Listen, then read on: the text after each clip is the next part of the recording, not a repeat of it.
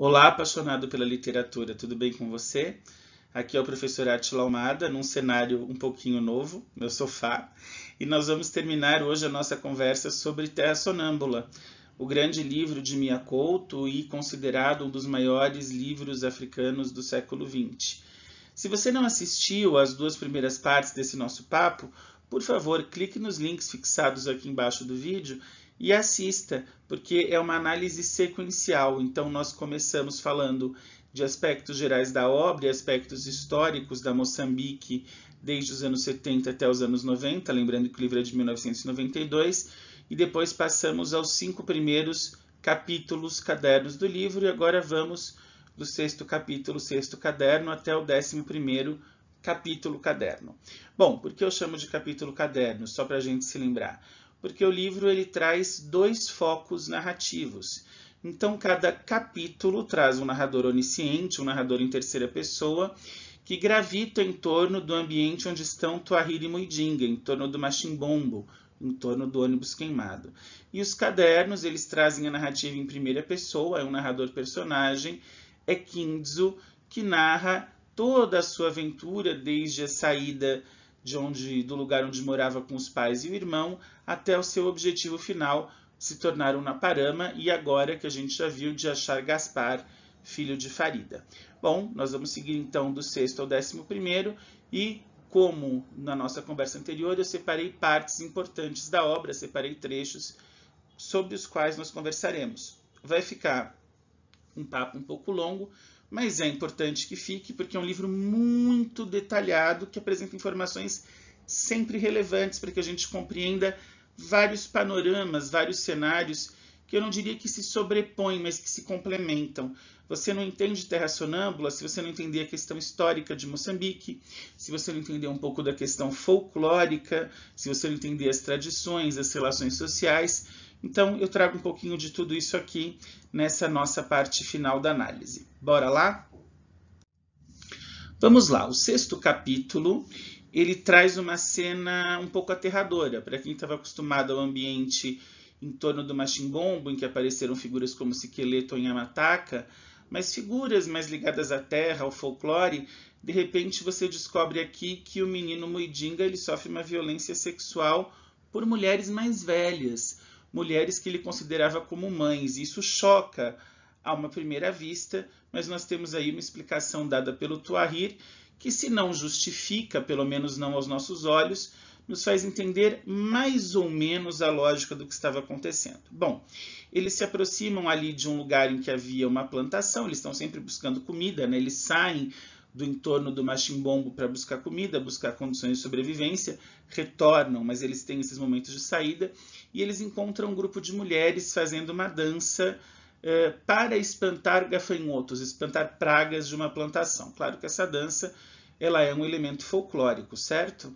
Então, o Tuahir fica de olho porque o Muidinga não poderia ou não deveria se aproximar dali, mas obviamente o Muidinga acha que por serem mulheres mais velhas, mulheres que lhe pareciam mães, aproximar-se não teria nenhum problema, só que teve. Ele atrapalha uma cerimônia, atrapalha um ritual, acaba apanhando e acaba sendo abusado por essas mulheres. Vejam lá. Então, a mais velha se coloca de pernas abertas sobre seu corpo derrubado, o corpo de Muidinga. Sobe a mão por entre as pernas e se deixa cair sobre o rapaz. Uma por uma, todas as restantes vão tirando as roupas, trapos e sacos com que se cobriam. Estão nuas. Muidinga estava a ser violentado em flagrante abuso. Então, daquele grupo de mulheres, elas vão tirando as suas roupas e vão todas tendo um ato sexual ali com Muidinga, que não estava nem entendendo o que estava acontecendo. Essa violência para uma coisa que ele não tinha ali nem visto, né? Não tinha entendido o que era isso, que era o seu corpo, a sua genitália sendo usada para alguma coisa. Tuahir sorri. Ele explica com modos paternos. O que lhe aconteceu foi que aquelas mulheres estavam em sagrada cerimônia, afastando os gafanhotos que assaltaram as plantações. A chegada de um intruso quebrou os mandamentos da tradição. Nenhum homem pode assistir a esta cerimônia. É interessante ver aqui o elemento folclórico cerimonial tribal. O Mia Couto ele trabalha em todo o livro com essa identidade, com essas entidades com esses rituais moçambicanos do Moçambique pré-guerra, pré-independência, até do Moçambique tradicional, do Moçambique das tribos que tinham, como tinham quaisquer tribos aborígenes de diversos países, tinham ali os seus rituais e eles acabam aparecendo na obra e embasando algumas ações. Mas claro que há um choque quando a gente percebe o que aconteceu com o Muidinga. No sexto caderno, o Kinzo ele regressa então a Matimati. Ele deixa Farida no navio abandonado, promete a ela que voltará com o Gaspar e ele espera a um só tempo alegrar Farida e tê-la para ele e sai em busca então do menino. Já em meu concho, em meu barco, né, remando para a terra, surgia a clara razão do meu retorno à costa. Eu procurava apagar o fogo que devorava aquela mulher, obviamente, Farida. Nem sequer era generosidade, precisava salvar Farida porque ela me salvava da miséria de existir pouco. O que é essa miséria de existir pouco para Kinzo? Basicamente, o Kinzo ele foi uma pessoa que até aqui não tinha se ligado a afetos. Ele tinha um pai que estava mais ligado a toda a ritualística, a questão, digamos, um tanto quanto mediúnica, de conversar com entidades, com ancestrais, né, os seus rituais de transe. Ele tinha uma mãe que era, por um lado, muito submissa, por outro, com a perda do marido e com o Junito, o filho mais novo, se transformando em um galo que fica absolutamente perdida. E ele deixa essa mãe e ele parte sozinho com o objetivo de virar um aparama. E ele passa por vários lugares até que ele encontra Farida e vê em Farida, aquela mulher bonita, misteriosa e até certo ponto muito encantadora para ele, ele vê em Farida uma perspectiva. Ele tem relações com ela, relações físicas, relações sexuais com Farida, mas ele vê em Farida a ideia de uma vida que ele não tinha experimentado até então. Então ela o salvava da miséria de existir pouco, porque ela seria aquela que poderia dar uma identidade a Kinzo. Muito bem. Depois, quando ele chega, ele reencontra o Asani que era secretário ali do lugar, né, da administração de Matimati. Só que ele toma um susto, porque Asani agora está paraplégico. O novo secretário-geral, o novo administrador, era Estevão Jonas. Asani não era administrador, ele era um secretário, ele era um auxiliar.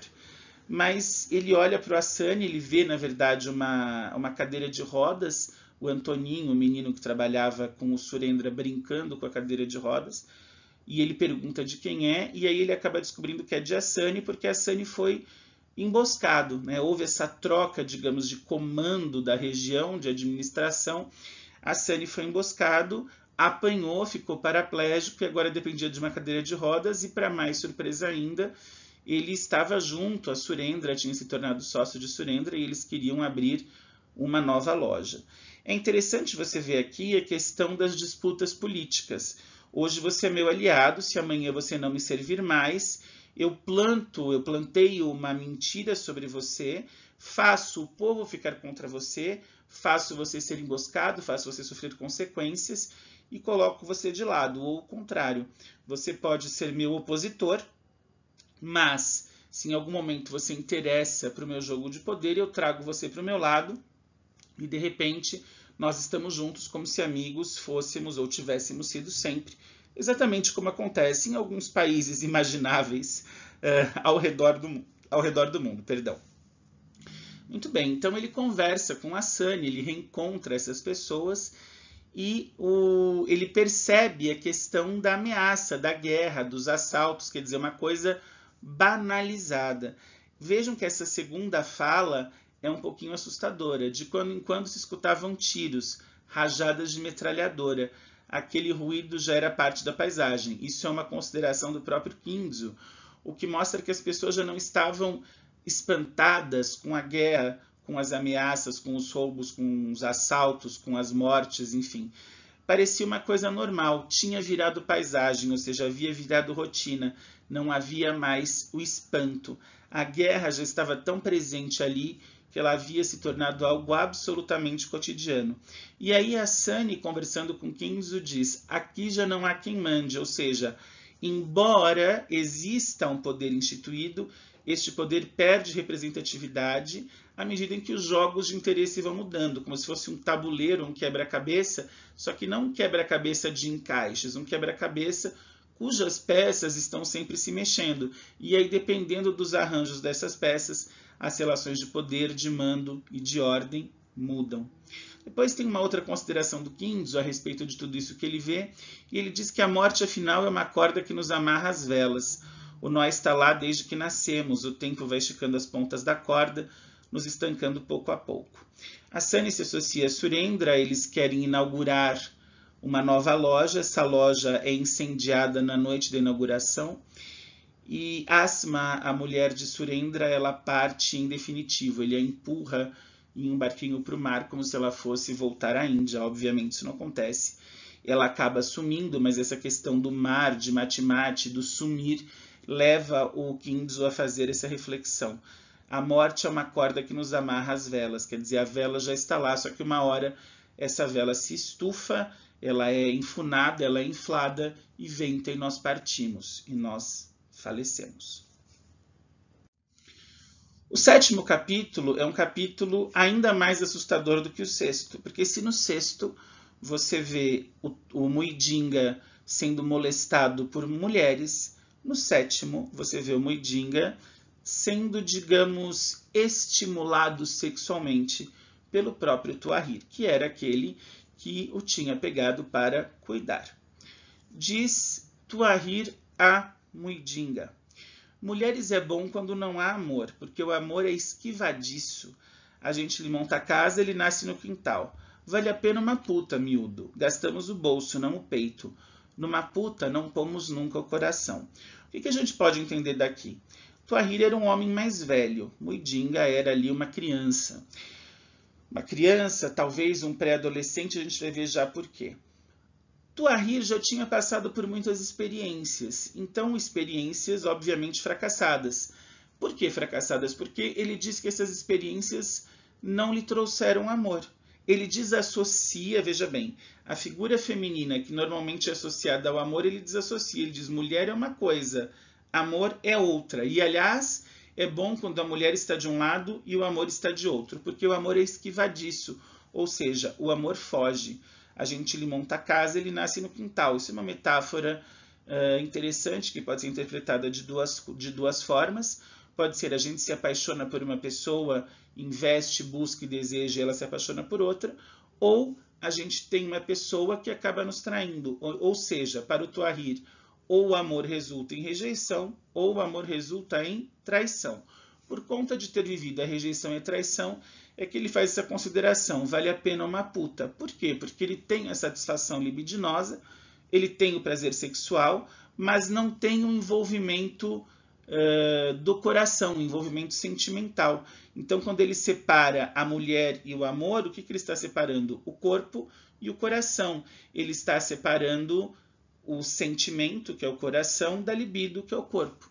A puta, ela atende a libido, mas ele não acredita no amor, ele acredita na libido. Então ele paga, ele tem uma relação, digamos, sob o ponto de vista do Tuahir, dentro do que ele está falando, sob o ponto de vista dele, uma relação justa, uma relação ok, ele paga, ele tem a puta, ele tem o prazer que ele quer, e ali se acabou. Ele gasta o bolso, mas ele não se envolve, ele não vai ser trocado, nem rejeitado, muito menos traído, porque não há sentimento. E aí ele continua falando sobre esse assunto de mulheres com Muidinga, até que ele vai falar da parte sexual das mulheres e vai dizer, bom, seja um rapazinho, pensa nas meninas, imagine as meninas, imagine as mulheres, imagine o prazer que você pode ter com elas. Veja só, agora pensa nas meninas. Você já viu peixe sem escama? Peixe sempre leva escama. Sem tatuagem, a mulher que está na pessoa não acorda.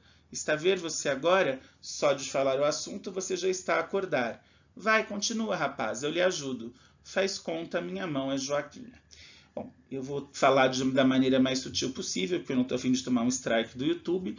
Mas aqui é o seguinte, o peixe sem escama é como a mulher sem sexo. O peixe precisa da escama, a mulher e o homem precisam do sexo. A escama é essencial ao corpo do peixe, como a genitália é essencial ao corpo do homem e da mulher. Portanto, a tatuagem é o órgão genital, é o órgão reprodutor da mulher e também o órgão sexual, o órgão por onde acontece a relação. Portanto, sem a tatuagem, sem o sexo, a mulher que está na pessoa não acorda, diz o Tuahir, ou seja, a mulher só se torna mulher quando ela vivencia a experiência sexual. O mesmo com o homem. Sem a tatuagem, a mulher que está na pessoa não acorda. E você, percebeu que de falar o assunto você já está a acordar? Ora, se a mulher se desperta pela tatuagem, pelo sexo, pela genitália, o homem também. Só que o despertar do homem é diferente. O acordar do homem é um acordar externo. Obviamente você entendeu o que eu estou falando. Então, Muidinga começa a acordar e Tuahir fala, continua rapaz, eu lhe ajudo. Faz conta, minha mão é Joaquinha. Então, Tuahir coloca a mão em Muidinga e termina o serviço por ele. É absolutamente aterradora a cena, porque até aqui você tinha alguém que estava fazendo, às vezes, de tio ou pai. Mas nós precisamos lembrar ou tentar entender essa cena com o contexto da obra, não com o contexto de um século XXI e não de uma guerra e de uma democracia mais consolidada. A guerra, ela tirava das pessoas sentimentos ou sentimentalidades. As pessoas muitas vezes se animalizavam e agiam de modo instintivo. E o sexo, querendo ou não, é um instinto. E muitas vezes um instinto que é uma fuga à realidade presente. Então, instintivamente ele surge e acontece isso. Eu não vou entrar no mérito do horror ou não do ato, porque isso seria a visão nossa. Mas dentro da lógica da obra, se eles estão falando de mulher, de amor, e o Tuahir aconselha o Muidinga a não ter amor e procurar uma puta, ele fala então do sexo como uma coisa apenas para o prazer, fala do despertar do sexo e mostra para o Muidinga, nessa função de tio ou pai, entre aspas, como se faz, né? Como você se estimula sexualmente falando. O 7º caderno, ele é um caderno muito interessante porque ele tem a presença de uma prostituta cega, a Juliana Bastiana, que aparece em um bar onde está Quintino, e eles estão ali conversando quando aparece essa mulher nesse bar de penumbra. Foi então que naquela penumbra ponteada de lamparinas surgiu uma mulher acompanhada de um cão de dimensões.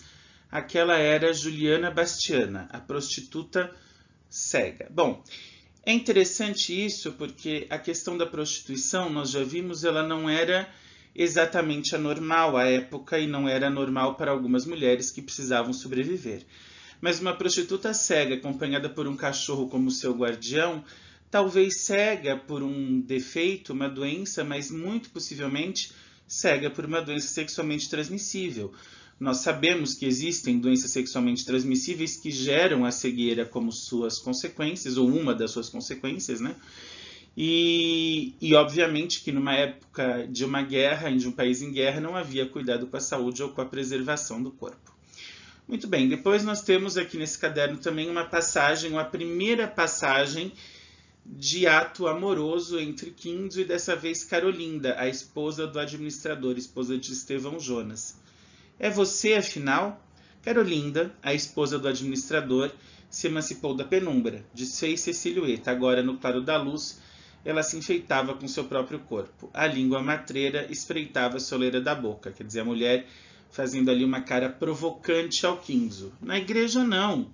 Os santos gostam de espreitar, então eles saem dali e têm a sua primeira relação sexual. Não a única, mas uma das relações sexuais entre eles, entre Quintino e Carolinda. Relação sexual essa que depois acaba sendo descoberta, embora não declaradamente, por Estevão Jonas, marido de Carolinda, e traz uma consequência para o Quintino. No 8º capítulo, Tuahir e Muidinga continuam ali conversando, estão no machimbombo, e o Tuahir ele muda de atitude. Aliás, a mudança de atitude do Tuahir, se você percebeu, ela é contínua ao longo da obra. O Tuahir, no começo, ele parece uma pessoa muito fechada, grosseira, antipática, inclusive com o próprio menino, antipática com o Muidinga, que o salvou, mas que quer um distanciamento sentimental dele. E agora não mais, pelo menos. O Tuahir ele se aproxima sentimentalmente do Muidinga e começa a pedir que ele leia os cadernos, começa a querer interagir com a história do Quintus, e vai assumindo uma feição mais próxima do que seria uma feição paterna para o menino. Miúdo, estamos a viajar. Nesse machimbombo parado, nós não paramos de viajar. Me faz lembrar quando andava no comboio, no trem, né? Tuahir conta a Muidinga que ele foi empregado, ele trabalhou na ferrovia moçambicana durante um certo tempo. E por que essa viagem e por que Tuahir fala de viajar? Por conta dos cadernos. O Tuahir, ele se sente viajando com as histórias ou com as leituras do Muidinga. O velho pede então que o miúdo dê voz aos cadernos, dividissem aquele encanto como sempre repartiram a comida. E aí veja a questão do dividir, repartir, compartilhar, como era importante e como, de certa forma, essa relação de compartilhar dos dois, ela destoava das relações de interesse ou relações quase instintivas de um tempo de guerra. Ainda bem você sabe ler, comenta o velho. Não fossem as leituras, eles estariam condenados à solidão. Por que estariam condenados à solidão? Porque a gente sabe que naquele instante histórico não havia vínculos, não havia amigos. Você é meu amigo até a página 2, porque se pela minha sobrevivência eu precisar prejudicá-lo ou eventualmente matá-lo, eu o faço. Veja que não se luta pela vida enquanto viveres, enquanto momento de viver. Se luta por sobreviver, se luta para não morrer, melhor dizendo. E se para não morrer eu precisar matar, eu mato. Só que o laço que se desenvolveu entre Tuahir e Muidinga era muito maior que isso. Era um laço entre os dois, mas entre eles havia pessoas? Havia. Pessoas que passavam por ali, poderiam passar, a estrada no mais do tempo deserta, mas eles mesmos se encontram com algumas pessoas ao longo desse caminho. Só que pessoas com as quais eles não se vinculam por muito tempo. Então as leituras, a história do Quintus, meio que os coloca em contato com um outro mundo, os tira daquela solidão, daquele machimbombo abandonado, daquele ônibus em chamas, em meio a uma estrada deserta. O 8º caderno de Quintus, ele se ocupa da morte do Romão Pinto. Quem é Romão Pinto mesmo? Vocês vão se lembrar, Romão Pinto é o português, dono de terras, dono de plantações de algodão, casado com Virgínia. Romão Pinto, que é quem engravida Farida, é o pai de Gaspar. É aquele que manteve com Farida relações sexuais enquanto Virgínia a criava. Farida, que foi criada por Virgínia, porque nasceu gêmea e gêmeas numa mesma aldeia eram amaldiçoadas, então tia Euzinha, que morava na aldeia, entrega Farida. Lembram dessa história? Lembraram rapidinho? Então, vamos voltar para cá. Romão Pinto morre. Bom, como Romão Pinto morre? De que maneira ele morrera? Uns dizem que morreu por castigo dos sangues que apanhou da amante, namoro que teve em tempos de menstruação. Outro namoro em tempos de menstruação, ou Farida. Outro. Romão Pinto, ele não era um marido nem um pouco fiel a Virgínia. Ele tinha várias amantes com uma característica peculiar. Todas moças mais jovens que a esposa, todas de preferência moças muito jovens, e ele usava o seu poder, usava o seu dinheiro para poder abusar sexualmente dessas moças, sem que elas pudessem nada falar, porque de certa forma elas dependiam desse dinheiro dele ou dessa figura dele para sobreviver. Foi assim com a Farida, já que ela era criada por ele e pela esposa, e foi assim com essa moça que era filha de um dos empregados da casa de Romão Pinto e Virgínia. Romão Pinto, vale lembrar, ele representa o colono, ele representa o português, aquele pré-independência. Então, o país, Moçambique, ainda sob a posse de Portugal, e esses colonos que ali viveram, que saíram de Portugal e foram para lá e fizeram, com as suas terras, fizeram uma boa fortuna. Outros dizem que o português falecera ao ver seus campos de algodão em chamas. Fora ele quem deitara o incêndio na plantação. Se isto não fica para mim, também não fica para mais ninguém. Essa segunda hipótese, que não se confirma, a obra vai confirmar a primeira, mas essa segunda hipótese é interessante para a gente pensar pelo seguinte: Moçambique tinha ficado independente. A Frelimo, que era o partido agora à Frente pela Libertação de Moçambique, que governava o país, queria ou começou a fazer um movimento para tomar as terras desses antigos colonos. E, portanto, o Romão Pinto era um desses colonos, e quando ele soube que essa terra poderia ser retomada, ele poderia perder a terra, ele simplesmente põe fogo na sua plantação para que ninguém possa usufruir dela, para que ela não possa ser invadida e tirada dele. Ele põe fogo, só que isso, em tese, mataria de desgosto. Aí é uma questão da reflexão política, mas o motivo mesmo foi uma doença que ele contraiu, uma doença venérea que ele contraiu ao ter uma relação sexual com essa mulher que estava menstruada, mas não exatamente pela menstruação, e sim, obviamente, por alguma doença que ele desenvolveu. A segunda cena interessante do 8º caderno é Quintino e Kinzo são presos. Quintino é uma pessoa que caminha com Kinzo, que o ajuda a encontrar Gaspar. Quintino e Kinzo são presos. E por que eles são presos? Pelo que eu falei no caderno anterior. O Kinzo tem uma relação sexual com a Carolinda, a esposa do Estevão Jonas, o administrador local. O Estevão Jonas nunca vai confessar que sabe que tomou um belo par de chifres, mas de qualquer maneira ele prepara uma emboscada e prende Quintino e Kinzo para meio que dar um cala-boca, meio que dar uma lição ao cara que foi lá e teve uma relação sexual com a mulher dele. Só que a própria Carolinda aparece e liberta Quintino e Kinzo. No calabouço da administração, Quintino ainda estremecia só de lembrar as sentenças do português. Acabou de contar história e transpirava por mais poros que os que tinha na pele. Alguém se aproximava de pés nos bicos, ou seja, pé ante pé, bem devagarinho. Era Carolinda. Sem falar, ela se baixou e nos desamarrou. Muito bem, Carolinda os solta e eles voltam a ficar livres, e ela os solta meio que roubando as chaves do marido, mas o marido também não está interessado em prendê-los de novo, era só mesmo um cala-boca, uma lição rápida. Agora, o que são as sentenças do português? Veja bem, Romão Pinto volta como um fantasma. Ele morreu, mas ele não se desapegou dos seus negócios e do seu dinheiro. Então ele reaparece várias vezes na narrativa como um fantasma a dar ordens, a querer negociar, a conversar com Quintino ou com a própria Virgínia, porque quer que ela assine papéis, para liberar dinheiro, e ele acha que mesmo depois de morto pode continuar ganhando com isso. Você tem duas coisas aí. Uma das coisas é a crença da civilização, da religião, enfim, a crença espiritual moçambicana, da questão de encarnar e desencarnar. Aqui é uma palavra muito própria, porque Romão Pinto não está morto. Claro, né, fisicamente ele está morto, morreu, foi enterrado. Mas ele aparece como um desencarnado, ou seja, alguém que não tem mais corpo, mas se aparece como espírito com os mesmos vícios, com as mesmas vontades que ele tinha no corpo, e obviamente com o mesmo desejo de acumular capital. Então Quintino encontra com o fantasma de Romão Pinto, e isso é absolutamente assustador para ele. Depois Kinzo se encontra também, mas essa é a questão de lembrar as sentenças do português e o medo e o susto. E depois vem Carolinda e liberta Quintino e Kinzo. O 9º capítulo ele traz um momento muito sentimental, muito terno da obra. Veja, Muidinga conversa com Tuahir. Tio, eu me sinto tão pequeno.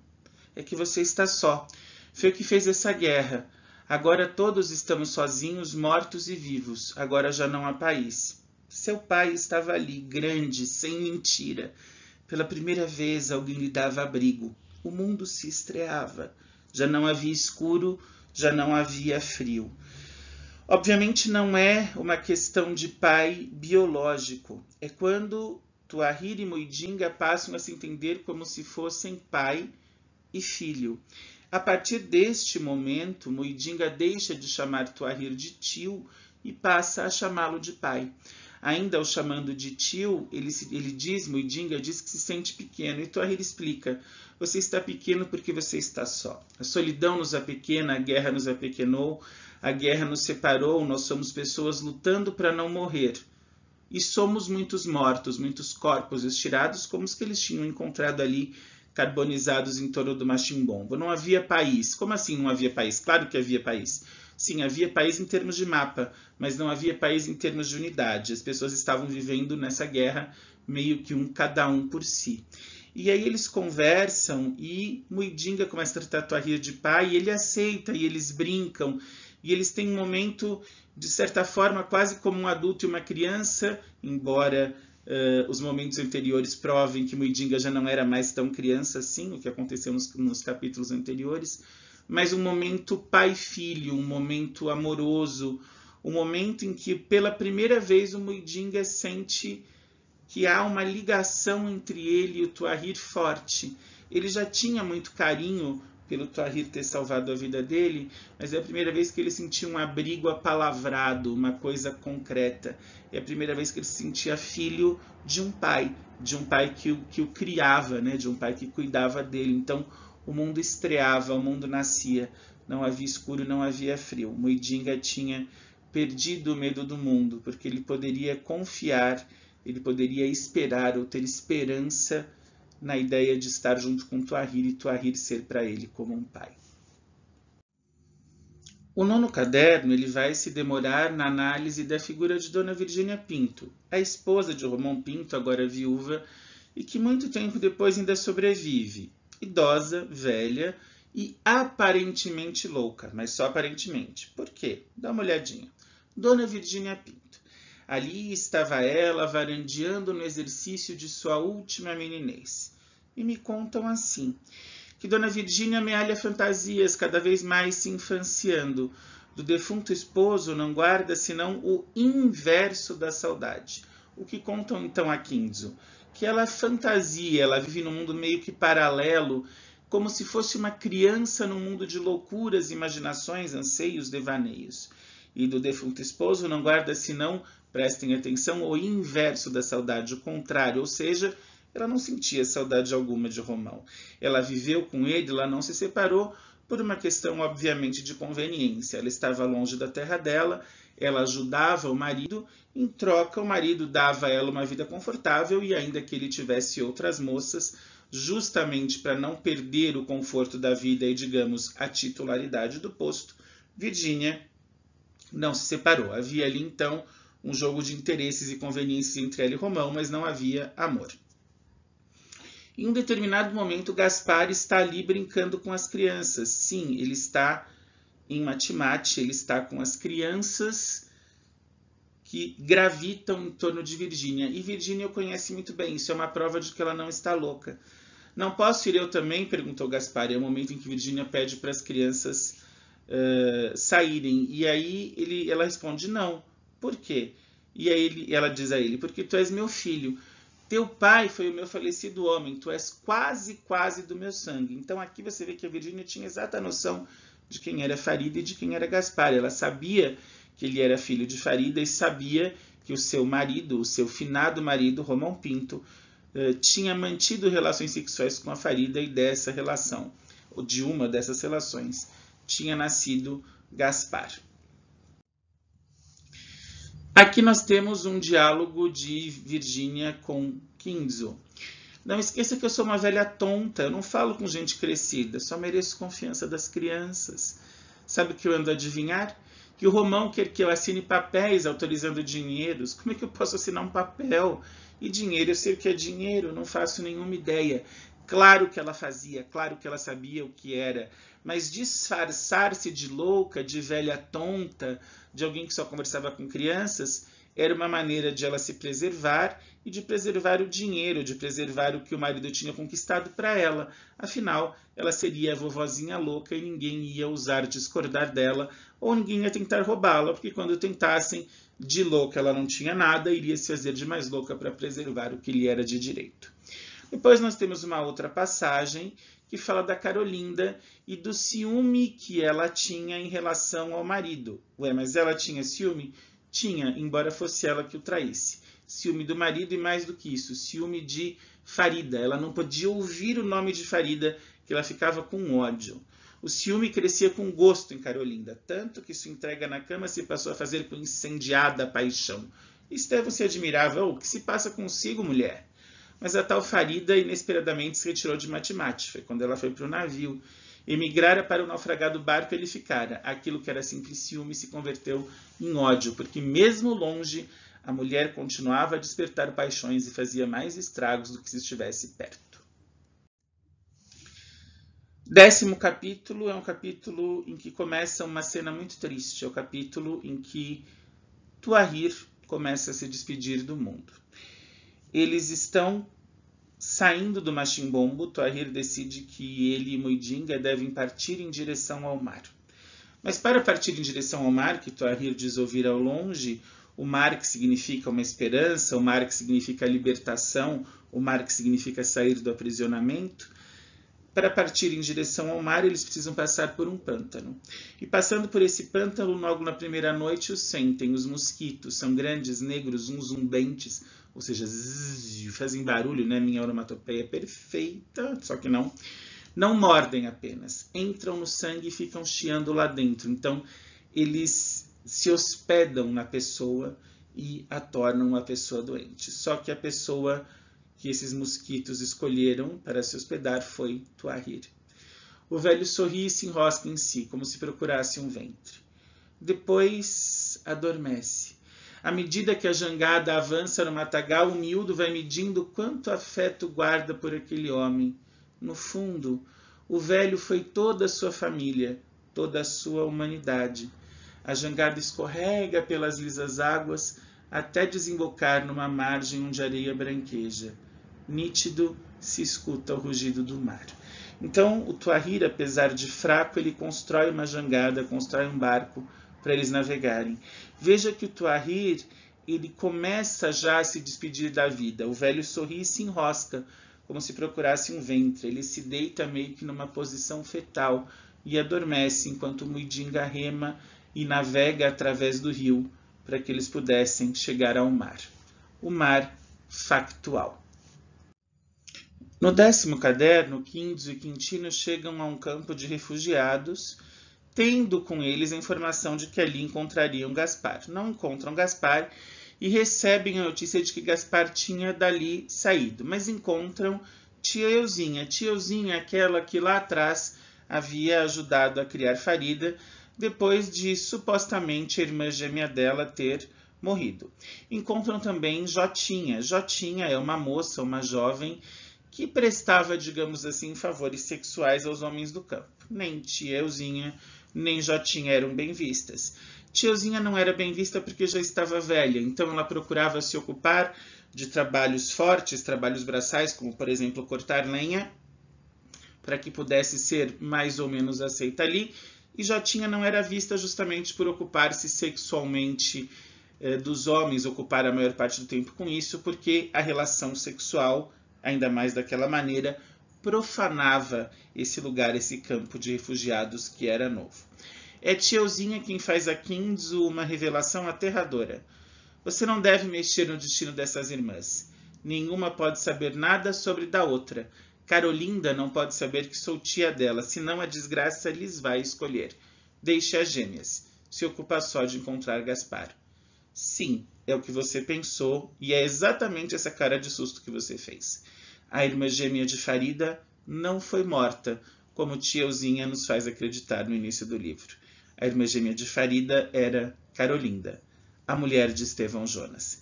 Elas apenas foram separadas, mas uma não poderia saber da outra, justamente porque por conta daquela tradição do amaldiçoamento das gêmeas. Se uma soubesse da outra, o mal, a morte, a doença, enfim, se abateria sobre elas.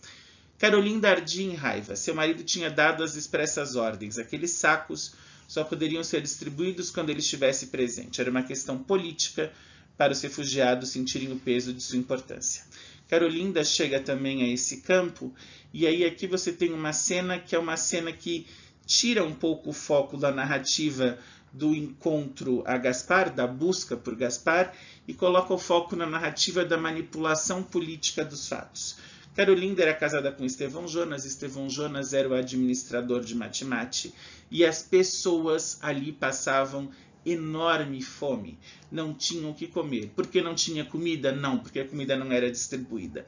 Nesse campo de refugiados, eles encontram sacos e sacos de farinha, sacos de comida que poderiam ser entregues ao povo, mas não eram entregues e se mantinham estocados de propósito, porque eles deveriam ser entregues pela figura do secretário, pela figura do Estevão Jonas, para que isso mostrasse uma suposta benevolência, um amor, um cuidado com o povo e, obviamente, o mantivesse em sua posição de poder. Eu distribuo migalhas para me manter no poder. Eu poderia distribuir muito mais, eu poderia dar autonomia, eu poderia dar trabalho, mas eu seguro as pessoas no cabresto de um auxílio, no cabresto, de repente, de uma bolsa, para que elas possam se manter fiéis a mim e não me questionem, para que eu possa politicamente manter a minha importância. Muito bem, vamos então para a última parte do livro. Aqui então temos essa primeira revelação: Carolinda e Farida são gêmeas. Kinzo se entrega também a Jotinha, e logo depois de Jotinha ter uma relação sexual com Quintino, ela se vira e tem também com Kinzo. E Carolinda aparece algum tempo depois. Há essa cena da revolta com a comida estocada, e mais uma vez Carolinda tem um encontro íntimo com Kinzo. No último capítulo nós temos a descrição da morte de Tuahir. As ondas vão subindo a duna e rodeiam a canoa. A voz do miúdo quase não se escuta, abafada pelo requebrar das vagas. Tuahir está deitado, olhando a água chegar. Agora já o barquinho balouça, ou seja, ele vai no ritmo das ondas. Aos poucos vai se tornando leve como mulher ao sabor de carícia e se solta do colo da terra, já livre, navegável. Ele começa a balançar e está no mar, leve. Começa então a viagem de Tuahir para um mar cheio de fantasias. Nas ondas estão escritas 1000 histórias, dessas de embalar as crianças do inteiro mundo. E o tio, o amigo, o pai de Muidinga parte. O 11º e último caderno encerra a trajetória, encerra a narrativa de Kinzo em primeira pessoa e também encerra a obra Terra Sonâmbula. Deste último caderno eu destaco 4 passagens para que a gente entenda o desfecho desse livro. Vamos lá. Na primeira delas, Farida se dirige ao farol, o velho farol que estava apagado, farol que ela esperava fazer funcionar novamente para direcionar barcos rumo a Mati-Mati na esperança de trazer alimentos ou de trazer esperança mesmo àquela população que parecia tão abandonada. Só que infelizmente isso não dá certo. Farida parte no barco de Antoninho, Antoninho, o menino, o jovem que ajudava a Sani, e acontece algo muito triste. Farida partiu na embarcação de Antoninho. Ele ainda a viu chegar ao pequeno ilhéu e entrar no farol. Ficou lá um tempo, saiu, voltou a entrar carregando uns velhos bidões. Os bidões são uma espécie de galões de combustível para, obviamente, fornecer o combustível que faria o farol acender ou funcionar. De repente, porém, a torre se sacudiu em imensa explosão. Labaredas escaparam como sôfregas línguas do edifício. Toda a ilha ficou ardendo. Em vez de o farol voltar a funcionar, o farol explodiu e Farida se foi. Farida, então, some inesperada e tragicamente do horizonte de Kinzo. Some a esperança de Kinzo de ter uma família, de ter um porto seguro, pelo menos ao lado de Farida. O feiticeiro da aldeia reaparece em um sonho. Que feiticeiro? Aquele feiticeiro lá do tempo da infância, do tempo do Kinzo criança, dos conselhos ainda do pai, da questão do trabalho quase entre mundos do pai. Havia um feiticeiro nessa aldeia. Ele reaparece nos sonhos falando para o Kinzo do momento atual, dos dias de guerra, e faz a seguinte pergunta: chorais pelos dias de hoje? Como se isso fosse pouco, como se fosse piorar muito, pois saibam que os dias que virão serão ainda piores. Foi por isso que fizeram esta guerra, para envenenar o ventre do tempo, para que o presente pareça monstros no lugar da esperança. Vós vos convertesseis em bichos, sem família, sem nação. Porque esta guerra não foi feita para vos tirar do país, mas para tirar o país de dentro de vós. O feiticeiro, ele sintetiza o que é essa guerra que permeia, que perpassa todo o livro. A guerra que envenena o tempo, a guerra que suspende o presente e, ao suspender o presente, invalida o futuro. A guerra que transforma o passado de dor em um presente de sofrimento e deixa no futuro um grande ponto de interrogação. Vejam nesse trocadilho o peso da guerra. A guerra não foi feita para vos tirar o país, não foi feita para que vocês percam a posse, o poder, mas para tirar o país de dentro de vós, ou seja, para fazer com que vocês percam as suas essências, as suas identidades, o seu sentido comum, a sua comunhão, a sua comunidade. Na guerra, como é cada um por si, a noção de país e de união de pessoas dentro de um povo simplesmente se perde. Junito é reencontrado também neste sonho por Kinzo e se liberta da sua condição de galo. Junito, metáfora para 25 de junho, como nós já conversamos na aula anterior, no nosso encontro, dia da independência de Moçambique. O país, então, começa a se libertar da guerra civil que o havia assolado por 17 anos após a independência. Começa a querer andar com as suas próprias pernas, mas sabemos, ainda não conseguiu. Ainda é um país extremamente pobre, que vive na penúria, marcada por séculos de exploração colonial e décadas de guerra. Então Junito me chamou. Eu me olhei sem confiança, mas o que em mim vi foi de dar surpresa mesmo em sonho, porque em meus braços se exibiam lenços e enfeites, minhas mãos seguravam uma zagaia, me certifiquei, eu era um Naparama. Junito ainda lutava para se desbichar, desembaraçar-se da condenação. Me veio a ideia de que ele precisava de um pouco de infância e cantei os embalos de nossa mãe, sua última ponte com a família. A libertação de Junito, o desengalecer, cria aqui um outro neologismo, quando ele deixa de ser galo, é também a libertação de Kinzo. Kinzo, nesse sonho em que conversa com o irmão, em que vê o irmão deixando de ser um galo e voltando a ser uma pessoa, ou seja, vendo o país tentando abandonar aquela condição de guerra e de dor e procurando, ainda que de maneira sôfrega, trôpega, a sua essência, ao mesmo tempo que ele vê esse ritual de passagem do país, Kinzo vê o próprio ritual de passagem.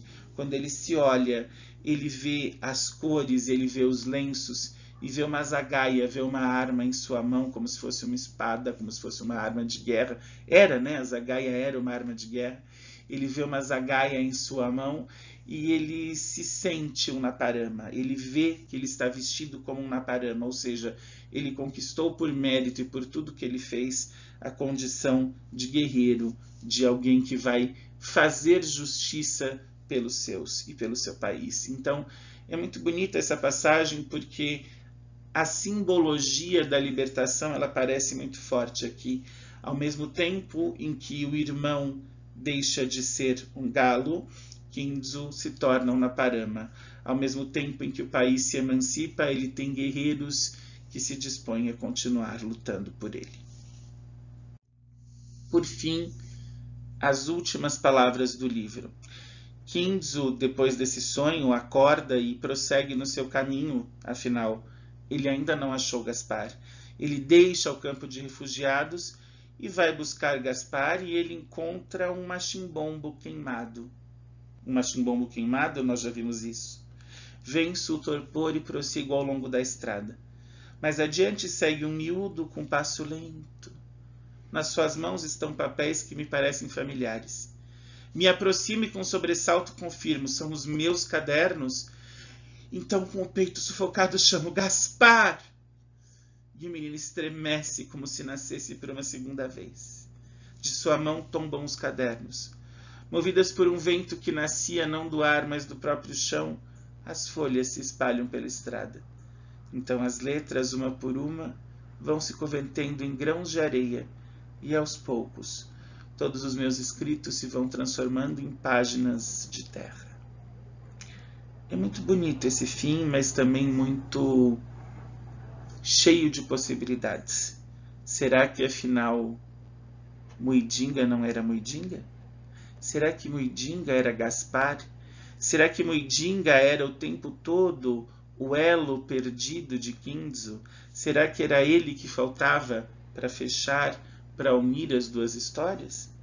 Ou será que aquele corpo que eles encontram, que Muidinga e Tuahir encontram ao largo dos cadernos, ou ao lado dos cadernos, melhor dizendo, não era o corpo de Kinzo, era o corpo deste outro menino. Afinal, se a gente voltar ao caderno anterior, eles estão, Muidinga e Tuahir, no mar. Fica essa incógnita, fica essa pergunta, mas fica também a integração, a esperança. Quando um relato, uma memória se transforma em páginas da terra, é porque a história chegou ao seu fim, e o seu fim é o seu começo. É o reencontro com a sua origem. É um país que busca até hoje a sua paz e a sua identidade. De coração, eu espero que você tenha gostado muito desses 3 encontros, como eu gostei de fazê-los. Essa é a nossa aula mais longa, são quase 50 minutos, preparados com muito carinho.